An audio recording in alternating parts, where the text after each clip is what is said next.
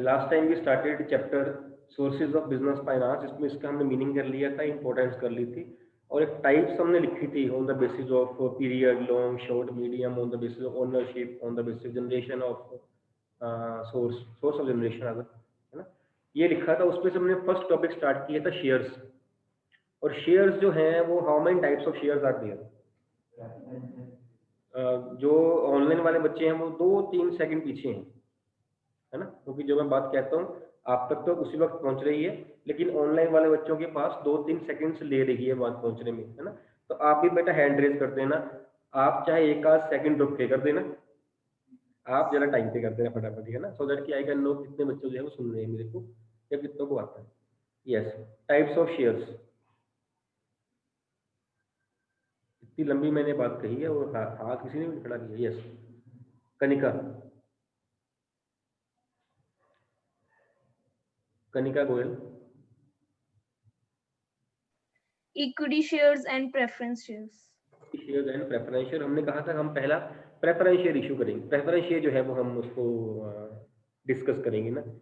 अब उसका नाम अगर प्रेफरेंस शेयर्स है तो उसके आगे प्रेफरेंस भी कोई ना कोई उसको मिली होगी ना, प्रेफरेंस शेयर्स को, है ना। प्रेफरेंस किस पे है, किसी और पे नहीं है preference, because both the share holders are owners of the company, चाहे वो इक्विटी शेयर होल्डर्स हो चाहे वो प्रेफरेंस शेयर होल्डर्स हो। और जब वो ओनर है तो उसको सारा कुछ बाद में मिलना है, लास्ट में मिलना है शेयर होल्डर्स को। बट द पॉइंट इज कि अब लास्ट वाले भी दो हो गए, एक इक्विटी हो गया, एक प्रेफरेंस हो गया, तो किसको पहले, इनमें से किसको पहले मिलेगा, या तो शेयर होल्डर ही एक होते, फिर तो हम कहते हैं कि जी लास्ट में मिलना है। अब शेयर होल्डर्स भी दो हैं, अब पहले इक्विटी को मिलेगा या पहले प्रेफरेंस को मिलेगा, इसलिए प्रेफरेंस वर्ड लगा दिया आगे कि भैया आपको पहले मिलेगा उसके बाद इक्विटी को मिलेगा। May I know the preferences given to share preference share holders. Last bench, बताना बेटा।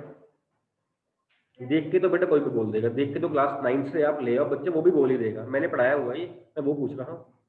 देख के नहीं बताओगे आप, क्योंकि आप ध्यान भी नहीं दे रहे हो। अभी आपने बैग भी नहीं उतारा हुआ, छुट्टी की जल्दी है इसको, बैग इसने उतारा नहीं, वो बैग ऐसे डाला हुआ है फटाफट की मैं भाग जाना है बस, मैंने ही फर्स्ट आना है या स्कूल से जाने में। बताइए आंसर।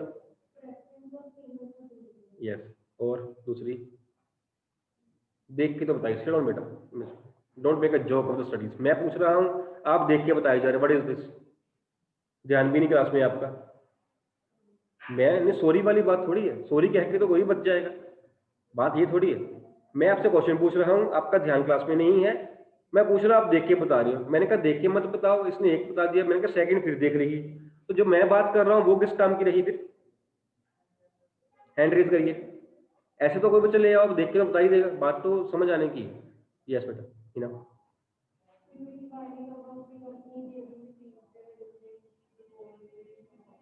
यस, मास्क पहना हुआ है, लगता है कि आंसर ठीक ही है, क्योंकि इसने एक वर्ड यूज किया है, वाइंडिंग अप ऑफ कंपनी, उस पर ही डिपेंड है ये चीज। ठीक है आपका आंसर। एक तो preference of payment of dividend हो गया, और एक जैसे इन्होंने बताया preference at the time of binding up of company. Preference of what, preference of repayment of capital. Repayment, जब कंपनी बंद हो जाएगी पैसा वापस करेंगे ना, तो इक्विटी शेयर से पहले प्रेफरेंस शेयर को वापस करेंगे। जब रेगुलरली हर साल डिविडेंड देंगे, इक्विटी शेयर से पहले प्रेफरेंस को डिविडेंड देंगे, that is why they are known as preference share holders. Preferences उनके पास है ना। ये हमने लिख लिया था, ये पॉइंट लिख लिया था हमने। इसके बाद लिखिए advantages, advantages of preference shares. थोड़ा स्पीड से लिखना बेटा, है ना, हो सके तो क्लास में शॉर्ट फॉर्म्स यूज कर लेना, एग्जाम में मत यूज करना। क्लास में अगर हम बार बार वर्ड यूज कर रहे हैं प्रेफरेंस शेयर, तो पी ऐसे लिख दो चलेगा, आपके लिए, आपने ही पढ़ना है वो, है ना, एग्जाम में नहीं यूज कर सकते हो। लिखिए first point is these shares are preferred by those investors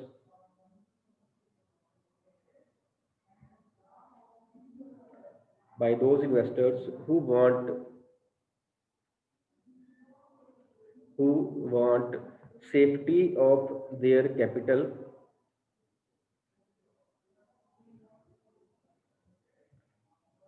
and income with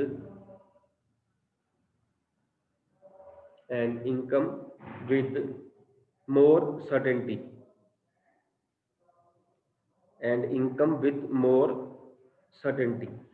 So these types of investments are preferred by those investors जो bold नहीं है. मैं bold क्यों नहीं है? Bold means those investors who can bear more risk for more profit. They are the bold investors. है ना? हम कहते हैं ना higher the risk, higher are the profits. Equity share में highest risk is there. और सबसे ज्यादा प्रॉफिट भी चांसेस वही होते हैं होने के.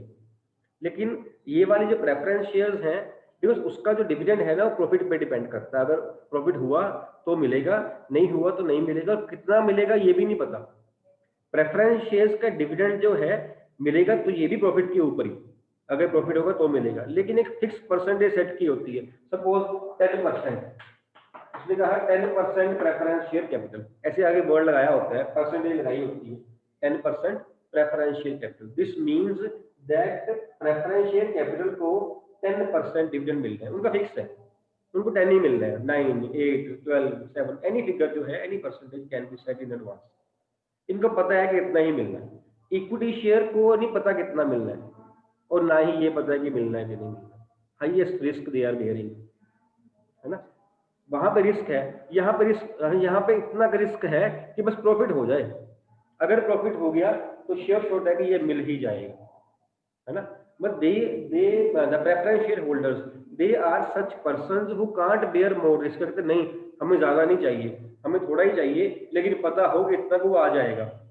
इक्विटी का मे बी 40 आ जाए, मे बी 50% आ जाए, मे बी 30% आ जाए, है ना, हो सकता है ज्यादा हो जाए, लेकिन ये भी नहीं पता हो कि ना हो या कम मिले. लेकिन प्रेफरेंस का फिक्स है, means it is preferred by those investors who want कि हाँ थोड़ा मिल जाए, थोड़ा खा लेंगे लेकिन अच्छा खा लेंगे, वो वाला हिसाब है. कम खा लेंगे अच्छा खा लेंगे ना. इसमें फिक्स होती है परसेंटेज, और प्रेफरेंस शेयर होल्डर्स को उतना ही मिलता है. और जो कहते हैं कि हमारा पैसा सेफ रहे, बस उनके लिए ये जो मेथड इन्वेस्टमेंट है तो बड़ा अच्छा होता है. ठीक. Second is it helps in. Sir yes बेटा.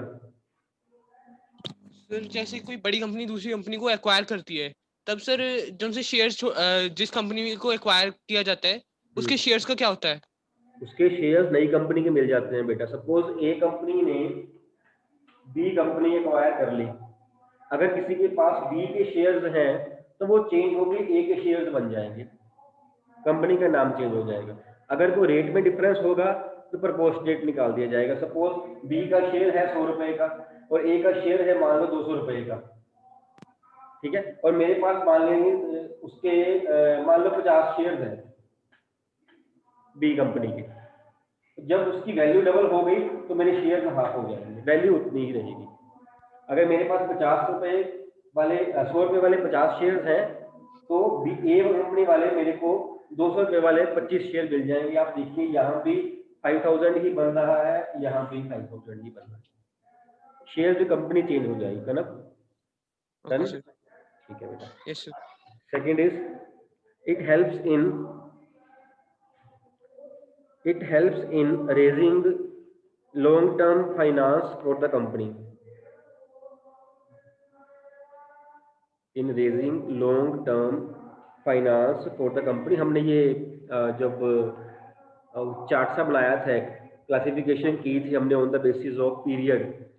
हमने 3 किए थे, short term, medium term, long term, और प्रेफरेंस को हमने लॉन्ग टर्म में लिया था. Means this is that money which the company can use for long term, लंबे टाइम तक यूज कर सकती है, और वापस करने की चिंता नहीं, इतनी ज्यादा जल्दी वापस करने की चिंता नहीं. Then third point is the control of company is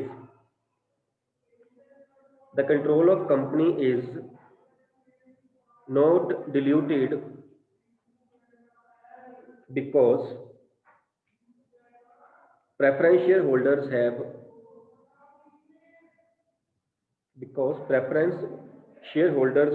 no voting rights.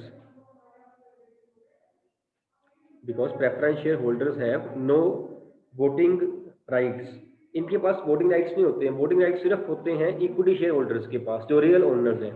जब हम कहते हैं ना कि दोनों ओनर्स हैं, इक्विटी भी ओनर है, प्रेफरेंस भी ओनर है, बट जो रियल ओनर्स हैं वो इक्विटी शेयर होल्डर्स हैं. इसलिए सिर्फ रियल ओनर्स के पास वोटिंग राइट्स हैं. कल को इश्यू कोई आ जाए, कंपनी कहे कि हमने वोटिंग करवानी है, तो वोटिंग के राइट्स इनके पास नहीं होते हैं. This is merit from view point of equity share holders. उनका कंट्रोल कम नहीं हो रहा है.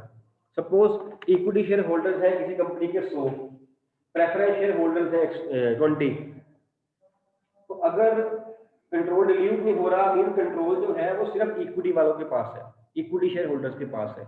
अगर इनको भी कंट्रोल दे दिया जाए, इनको भी वोटिंग राइट्स दे दिए जाए, तो क्या होगा, वोटिंग राइट्स फिर 120 लोगों के पास आ जाएंगे, मीन उनका कंट्रोल जो है वो कंपनी में कम हो जाएगा, कम हो जाएगा ना। ठीक है, प्रेफरेंस शेयर के साथ इश्यू करने से क्या होता है, जो कंट्रोल है वो सिर्फ रियल ओनर्स के पास, इक्विटी शेयर होल्डर्स के पास रहता है, उनका कंट्रोल डिल्यूट नहीं होता, मींस कम नहीं होता, आगे ट्रांसफर नहीं होता, हम कह सकते हैं। ठीक है, उनके पास ही रहता है। Next is such shares don't create such shares don't create any charge over the assets of the company, over the assets of the company means, जैसे हम सपोज बैंक से लोन लें, बैंक हमें लोन देता है तो हमारी कोई ना कोई एसेट को मॉर्गेज कर लेता है। मॉर्गेज करना मीन गिरवी रख लेना अपने पास, है ना, कि अगर आपने वापस नहीं किया लोन तो आपकी ये वाली एसेट मैंने ले लेनी है, अपना लोन रिकवर कर लेना है। प्रेफरेंस शेयर कैपिटल में कोई एसेट नहीं चार्ज होती, कोई एसेट को मॉर्गेज नहीं करना पड़ता, बिकॉज प्रेफरेंस शेयर होल्डर्स खुद ही ओनर्स हैं, लोन थोड़ी है, लोन नहीं है, ये कैपिटल का पार्ट है, ओनर्स फंड्स है, हमारा अपना पैसा है। हम किसी से लोन लेंगे तो उसको एसेट मॉर्गेज करेंगे, हम तो किसी से लोन ही नहीं ले रहे, it is not a kind of loan, it is capital, outsiders funds नहीं है, ओनर्स फंड्स हैं ये। ठीक है, तो इस केस में किसी एसेट को मॉर्गेज करने की जरूरत नहीं पड़ती है, एसेट्स हमारी फ्री रहती है। ठीक, next point is it provides a steady income, it provides a steady income because the rate of return is guaranteed, because the rate of return is guaranteed।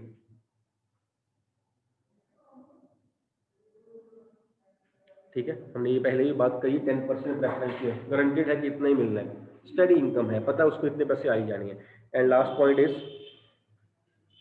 Point of merits is redeemable preference shares, redeemable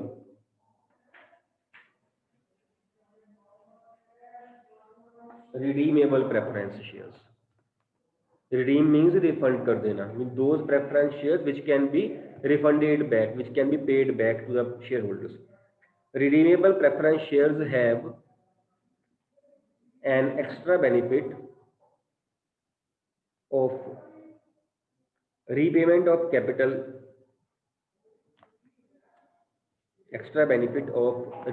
of capital, whenever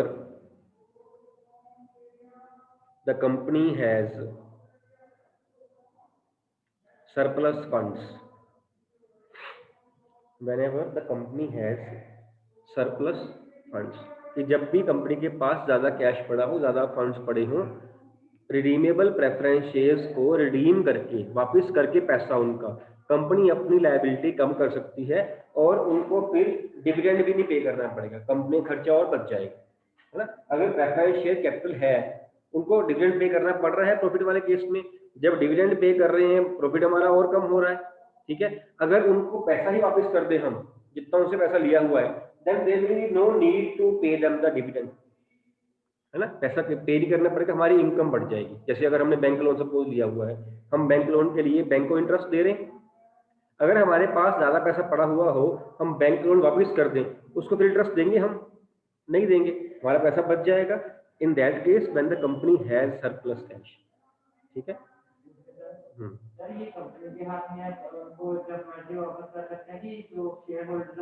ये agreement होता है बेटा, ये जब हम share issue करती है ना कंपनी, तो बताती है कि which kind of preference shares are these, whether they are redeemable और they are irredeemable. If they are redeemable, at what time it will be redeemed, वापस कब करेंगे बताया होता है, 3 साल के बाद करेंगे या 5 साल के बाद करेंगे या 5 साल से पहले पहले कभी भी कर सकते हैं। अगर वहाँ ऐसी कंडीशन हो कि 5 साल 10 साल से पहले हम कभी भी कर सकते हैं, तो why to wait for 5 years, अगर हमारे पास 2 साल के बाद पैसे आ गए तो 3 साल खर्चा बचाओ, है ना। ठीक है, next is demerits. First point, these shares create a these shares create a permanent burden on the company, permanent burden on the company to dash. Raise hand, please. Raise hand, don't give the answer. Raise hand, take 10 seconds. Create a permanent burden on the company to dash. अगर मैंने एक word और बोल दिया ना to के बाद तो सारे ही आंसर क्लियर हो जाएगा. मैं बड़ी मुश्किल से कंट्रोल किया, बोलने ही वाला था. मेरे को पता मैंने कैसे कंट्रोल किया. ऑनलाइन वाले भी मेरे बच्चे आंसर दे सकते हैं. कनव, कनव बोलिए. Sir, these shares create a permanent burden on the company to earn profits and maximize their profits. वो तो हर एक केस में होगा बेटा. वो तो ये शेयर्स ना भी होते कंपनी तब भी प्रॉफिट में ही करती. कौन सा बिजनेसमैन लॉस के लिए काम करेगा कनव? इससे थोड़ा सा आगे का सोचना कनव, थोड़ा सा आगे का, इससे एक स्टेप आगे. प्रॉफिट अर्न करना तो चाहे प्रेफरेंस शेयर्स हो चाहे ना हो, हर बिजनेसमैन प्रॉफिट के लिए काम करेगा ना. ये तो नहीं है कि किसी ने प्रेफरेंस इश्यू नहीं की तो लॉस के लिए काम करते हैं, ऐसे नहीं होगा ना. और कोई नहीं बताओ? चलो गलत वाला बता दो, गलत वाले बताओ. चलो ठीक करते हैं. आप डर लग रहा है गलत ना हो जाए. चलो गलत वाले पूछते हैं. किसी ने सही आंसर नहीं बताना, अभी गलत बताना है सभी ने. मैं ठीक करता हूँ. चलो ऐसे कर ले जैसा दीदी. गलत वाला आंसर बेटा. मैं पूछी गलत वाला, मैंने पूछा नहीं सही वाला. गलत ही बताना है, सोचना क्या है जब बताना ही गलत. शेयर ज्यादा नहीं बेटा. और कोई पे द डिविडेंड. यस बेटा. भव्या नाम है आपका? यस. आपका आंसर ये था. और किसी का आंसर था ये? अगर ये था तो ठीक है, अगर नहीं था तो वो गलत है. Right answer is it creates a permanent burden on the company to pay dividend. हमने कह दिया ना पहले कि 10% उसको देना ही पड़ेगा. जितना प्रॉफिट हुआ उसमें उसके हिसाब से 10% इसकी कैपिटल का वो देना पड़ेगा कंपनी को. It is a permanent burden on the company. अगर ये ना होते तो वो नहीं पे करते, है ना. है ना? ठीक है. पॉइंट कनव इज देयर. आई होप ये पॉइंट आपको समझ आ गया. और ठीक है. Second point is these shares don't carry any voting rights. these shares don't carry any voting rights. See यही पॉइंट हमने मेरिट्स में भी किया है और यही डीमेरिट्स में भी किया. जो मेरिट्स में पॉइंट था that was from equity share holders point of view, companies point of view. जो डीमेरिट्स में this is from share holders, preference share holders point of view, कि हम शेयर होल्डर तो है लेकिन हमारे पास कोई वोटिंग राइट तो है ही नहीं, तो हम किस काम के शेयर होल्डर्स, किस काम के ओनर्स. ठीक है, उनके पॉइंट ऑफ व्यू से. Third is this type of investment is not suitable for bold investors.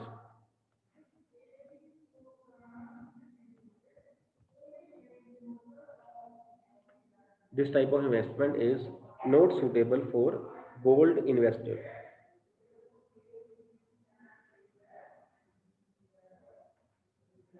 And last point is there is no surety of return. There is no surety of return for the investors because dash. Because dash. Take 10 seconds again. Give me the answer. जब मैंने 10 second दिए हैं तो मैंने 2-4 बच्चों को नहीं दिए, मैंने सबको दिए, सभी को दिए.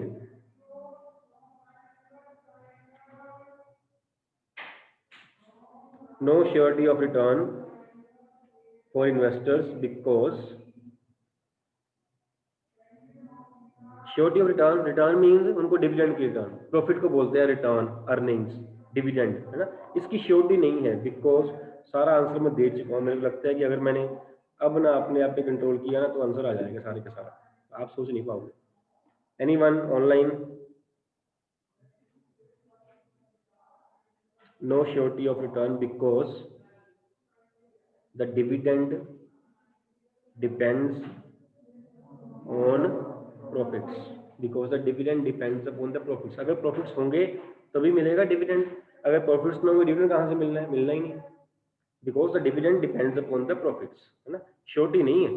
परसेंटेज फिक्स की हुई है, ठीक है इतना मिलेगा, लेकिन प्रॉफिट होंगे तभी तो मिलेगा, प्रॉफिट ना हो तो मिलना ही नहीं है।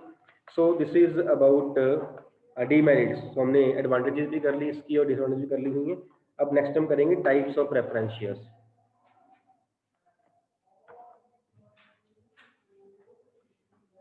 टाइप्स ऑफ प्रेफरेंस शेयर्स लिखिए। First type redeemable preference shares, यही लिखिए पहले, रिडीमेबल प्रेफरेंस शेयर्स लिखिए। These are those preference shares, these are those preference shares which can be paid back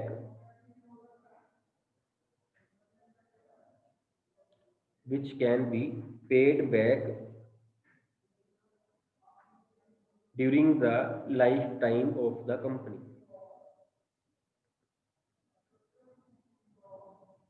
During the lifetime of the company.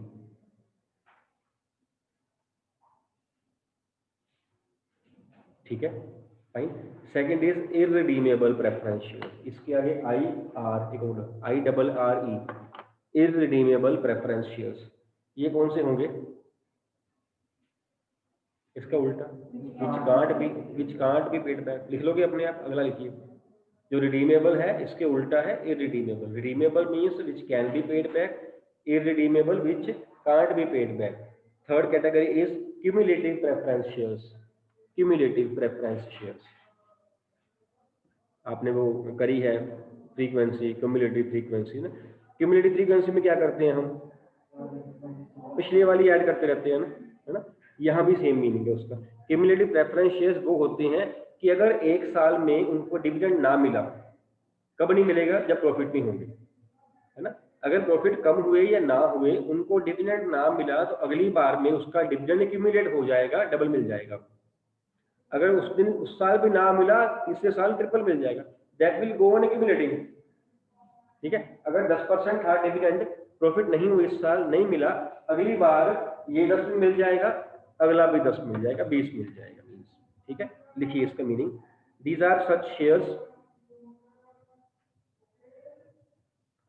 which have the right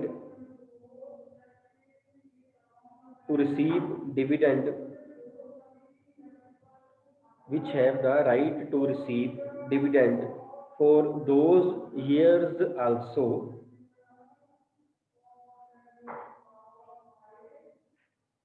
which have no profit.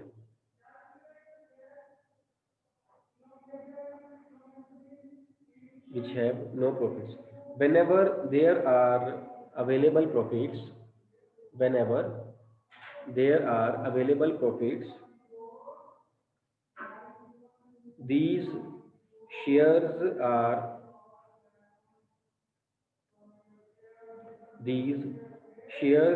paid dividend for those years also for which the dividend could not be paid, for which the dividend could not be paid. Clear है meaning इसका? ठीक है, अगली class है non cumulative preference share, इसका उल्टा, जिसमें जिस साल प्रॉफिट हो मिल गया तो मिल गया, नहीं मिला अगले साल नहीं मिलना, अगले साल का ही मिलेगा। नॉन क्यूमुलेटिव प्रेफरेंस शेयर, इसका बना के लिख लेना। ठीक है, then is convertible preference shares. इसके लिए स्पेस छोड़ लेना बेटा, जो हम ऑपोजिट कर रहे हैं ना, रिडीमेबल का इररिडीमेबल, क्यूमुलेटिव का नॉन क्यूमुलेटिव, स्पेस छोड़ते रहना, एक तो लाइन वहां लिखना है आपने को। ठीक, क्योंकि उसको आपको नेगेटिव ही करना है। जो मैं लिखवा रहा हूँ पॉजिटिव वाला वर्ड था, उसको आप नेगेटिव कर देना वो लाइन को। Next is convertible preference share. These are those preference shares, these are those preference shares which can be converted into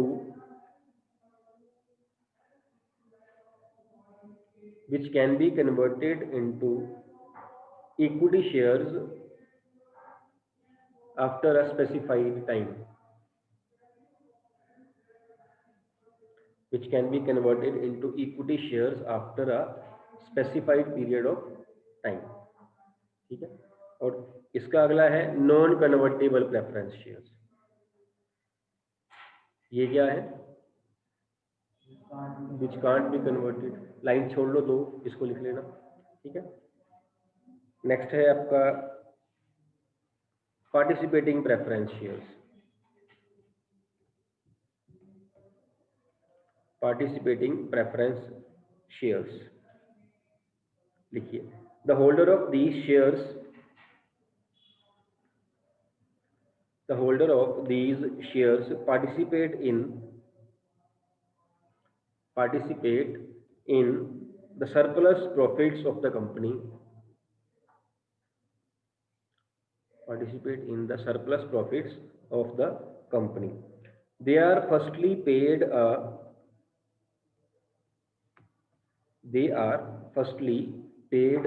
fixed rate of dividend,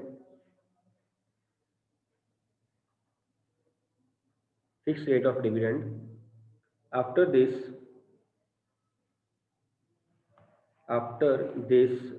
a reasonable amount of dividend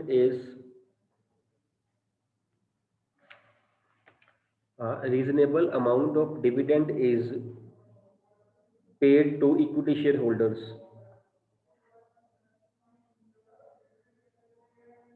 reasonable amount of, हमने यहाँ reasonable क्यों लिखा है?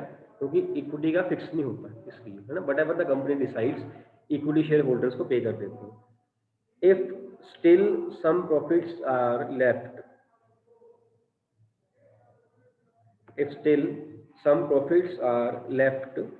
then these shareholders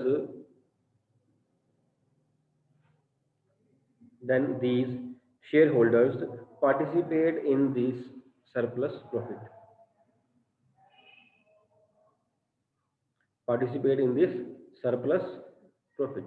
ठीक है। पहले किसको मिलता है? प्रेफरेंस शेयर होल्डर्स को, उसके बाद मिलता है इक्विटी को। यहाँ भी ऐसे होगा, यहाँ पहले प्रेफरेंस को मिल जाएगा, उसके बाद फिर इक्विटी को मिल जाएगा, उसके बाद भी प्रॉफिट बहुत ज्यादा बच गया है सपोज, इनको दोबारा दिया जाएगा उसमें कुछ परसेंटेज, सारा नहीं, कुछ परसेंटेज दिया जाएगा, ठीक है। और लास्ट क्लास है नॉन पार्टिसिपेटिंग प्रेफरेंस शेयर्स। ये क्या होते हैं? Those who don't participate in the surplus profits. तो कंपनी जब शेयर्स इशू करती है, शेयर अपने सेल करती है, कंपनी पहले बताती है ये शेयर्स कौन से हैं, ये पार्टिसिपेटिंग है कि नॉन पार्टिसिपेटिंग है, कन्वर्टेबल है कि नॉन कन्वर्टेबल है, रिडीमेबल है कि नॉन रिडीमेबल है ना, क्यूमुलेटिव है कि नॉन क्यूमुलेटिव। हाँ जी, नहीं, 4 भी हो सकते हैं। These are irredeemable, cumulative, non participating, convertible share हो सकते हैं, है ना। 4 ही कैटेगरीज है ना, यस नो वो ये ना, cumulative, non cumulative, participating, non participating, चारों भी हो सकते हैं, वो चारों का पर्पज ही अलग अलग है। हाँ जी, बिल्कुल पड़ता है। रेट का नहीं फर्क पड़ता, एक्चुअली इसका फर्क पड़ता है, डिविडेंड का। बड़ा अच्छा पॉइंट बताया आपने का, डिविडेंड का फर्क पड़ता है। अगर वो क्लास जो है वो प्रेफरेंस शेयर्स की वो से पार्टिसिपेटिंग है ना, डोंट से पार्टिसिपेट, चलो कहते हैं कि क्यूमुलेटिव है मान लें, उसको मतलब अगर इस साल प्रॉफिट ना मिला ना, अगले साल मिल जाएगा, है ना, उसका रिस्क कम हो गया, उसकी यहाँ परसेंटेज भी कम होनी चाहिए, उसकी 10 नहीं होगी, उसकी 6, 7, 8 नहीं होगी, है ना। अगर वो है वो नॉन क्यूमुलेटिव है, तो उसको मिलेगा तो इस साल ही मिलेगा, नहीं तो नहीं मिलेगा, रिस्क ज्यादा है, उस केस में ये ज्यादा, है ना, डिपेंड करता है। सिंपल सा पॉइंट है हर जगह पे, सिंपल सा पॉइंट है कि आपका रिस्क कितना है, जितना रिस्क है उतना ही प्रॉफिट, सिंपल सी बात, है ना। पार्टिसिपेटिंग में कम रिस्क है, ज्यादा चांसेस है ना प्रॉफिट के, क्यूमुलेटिव में कम रिस्क है ना? जहां रिस्क कम होगा वहां रिटर्न प्रॉफिट भी कम होगा, जहां रिस्क ज्यादा बेयर कर रहा है वो, वहां रिटर्न भी ज्यादा होगा, ठीक है। This is about preference shares. Next, ये हमारा शेयर्स में से एक टॉपिक हुआ है प्रेफरेंस शेयर्स, है ना। Second class of share that is equity share, वो कर लीजिए। Equity shares. देखिए, it is the most important source of finance for a company, most important source of finance for a company.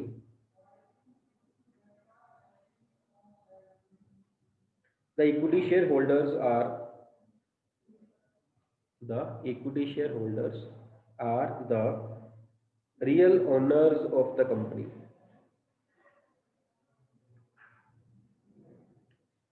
They have a voting right in the company. They have a voting right in the company, and they also control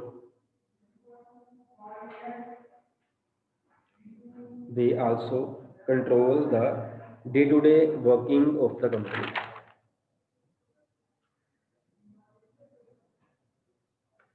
Day-to-day working of the company. Okay, what's about the rate of dividend to equity shareholders? What do you want to say about this rate of dividend to equity shareholders? Not fixed. Very good. It is not fixed. और कुछ बिल्कुल ठीक। Yes, हाँ, uncertain. Very good. Depends upon the profits. अगर profits हुए तो मिलेगा, but ये श्योरिटी नहीं कि प्रॉफिट हो तो मिलेगा। क्या पता प्रॉफिट भी हो तब भी ना मिले, कोई श्योरिटी नहीं। और अगर प्रॉफिट भी होगा तो मिलेगा भी, मान लो तो कितना मिलेगा ये भी नहीं पता, मिलेगा या नहीं मिलेगा ये भी नहीं पता, मिलेगा तो कितना मिलेगा ये भी नहीं पता, और मिलना कब है जब प्रॉफिट होंगे, तो कुछ भी नहीं पता। मैक्सिमम रिस्क, पैसा लगा दिया है, कुछ नहीं पता क्या होगा, maximum risk. But generally companies dividend दे देती है, और जनरली जो कंपनीज डिविडेंड देती है ना, वो प्रेफरेंस शेयर से ज़्यादा देती है। रीज़न, ये इक्विटी शेयर का रिस्क ज़्यादा है प्रेफरेंस शेयर, ठीक है। और is it a permanent source of fund और temporary source of fund? Equity shares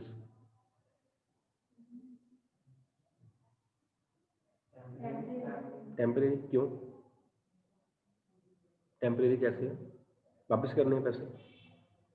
नहीं करते वापस। It is a permanent source of fund, because equity share का पैसा कभी वापस नहीं किया जाता, होता ही नहीं है।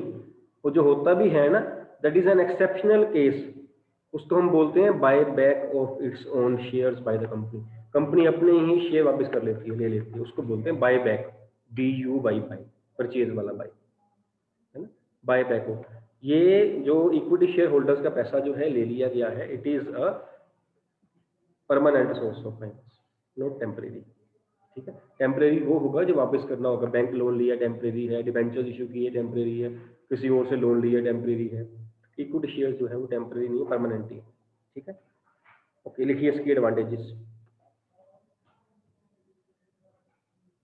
These shares don't create any obligation to pay,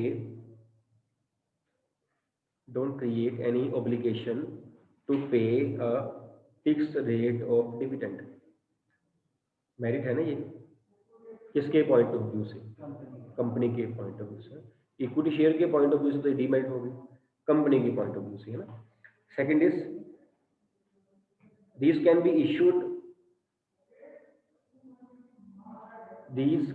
issued without creating any charge on the assets of the company, without creating any charge on the assets of the company। Same point है ये वाला जो हमने पिछले point में भी किया topic में, कि एसेट्स को मॉर्गेज नहीं करना पड़ता, बिकॉज ये पैसा किसी बाहर से नहीं, कहीं से ले रहे हैं हम, ये हम पैसा अंदर से अपना ही पैसा है, हम थोड़ी अपने पैसा के मतलब अपने आप से लेने के लिए अपनी एसेट मॉर्गेज कर देंगे, है ना। मैं ही बोलूँ यार मैं तेरे को लोन देता हूँ अपने आप को, मैं बोला एसेट दे पहले, तो मैं एसेट अपने आप को दूँ, ऐसे थोड़ी होगा। जब ओनर्स फंड्स है तो no need of assets mortgage. Then is, it is a permanent source of finance, it is a permanent source of finance and is repaid at the time of winding up of company। जब company बंद होती है ना तभी पे करते हैं, otherwise पे नहीं करते। अगर पे करते हैं वो एक्सेप्शनल केस, हमने पहले ही बात कर ली, that is known as buy back of shares, बहुत एक्सेप्शनल केस होता है वो। Next is they have voting rights.